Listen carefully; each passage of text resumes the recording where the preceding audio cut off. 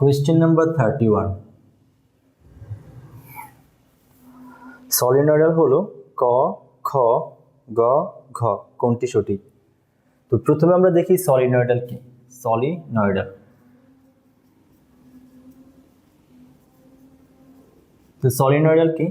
ধরো একটা ভেক্টর দেওয়া আছে ভি ভেক্টর, আর আমরা তো জানি এটা হচ্ছে নেবলা অপারেটর বা ভেক্টর অপারেটর।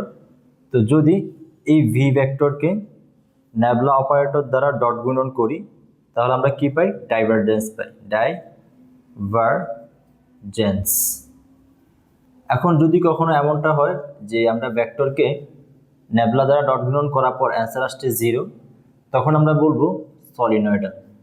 সলিনয়েডাল কেন?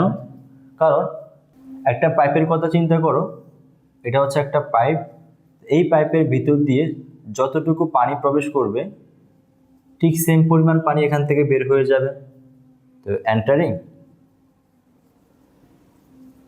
আর এক্সিটিং, তো যেই পরিমাণ পানি প্রবেশ করছে সেম পরিমাণ পানি এখান থেকে বের হয়ে যাচ্ছে। এখন যদি কখনো এমনটা হয় যে কোনো একটা স্ফিয়ার বা গোলক দেওয়া আছে, এখানে যেই পরিমাণ ফ্লাক্স প্রবেশ করছে সেম পরিমাণ ফ্লাক্স বের হয়ে যাচ্ছে, তাহলে এটা কি হবে? এটা হবে সলিনয়েডাল বা এটার মতো। অর্থাৎ যেই পরিমাণ ফ্লাক্স এন্টার করবে যদি সেম পরিমাণ ফ্লাক্স বের হয়ে যায় তখন আমরা বলবো সলিনয়েডাল। আর ওই ক্ষেত্রে যদি আমরা ডট গুণন করি, যে এটা তো একটা ভেক্টর রাশি না, এটা মনে করো ভি ভেক্টর, তো যদি এটাকে আমরা ডট গুণন করি নেবলা দ্বারা তখন আমাদের অ্যান্সার আসবে 0, অর্থাৎ এই সিচুয়েশনটাকে মিন করবে।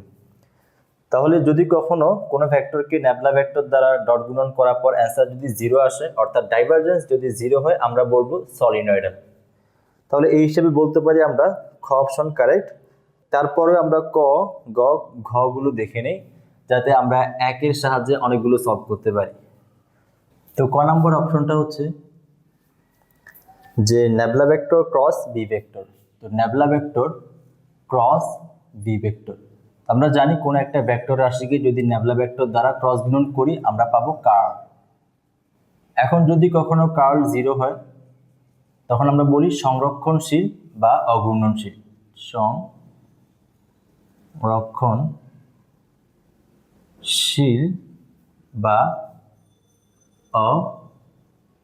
অঘূর্ণনশীল।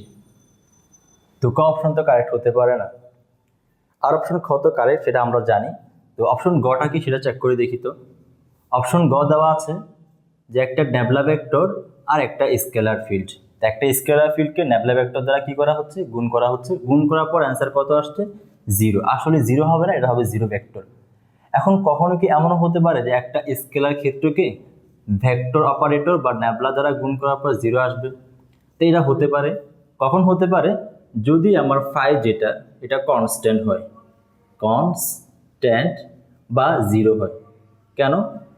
যদি ভেরিয়েবল হয় তাহলে এই ফাইকে যদি নেবলা ভেক্টর দ্বারা গুণ করি তাহলে কখনো 0 আসবে না। এখন চলো আমরা দেখি যে কেন 0 আসবে না। আশা করি তোমরা দেখার পর স্যাটিসফাইড হয়ে যাবে। তো এখানের মধ্যে আমরা ধরি যে এই ফাই সমান, আমাদের কাছে প্রথমে ধরি 2, আবার ধরো ফাই সমান হচ্ছে 0, আর আরেকটা হচ্ছে ফাই সমান একটা ভেরিয়েবল যেটা হচ্ছে x। তো প্রথমে আমরা ফাই সমান যখন 2 হবে সেটা ক্যালকুলেট করি।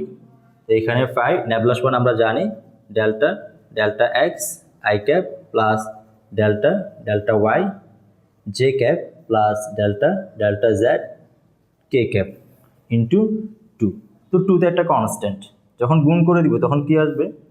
যে delta delta X 2 I cap plus delta delta Y 2 J cap plus delta delta Z 2 K cap.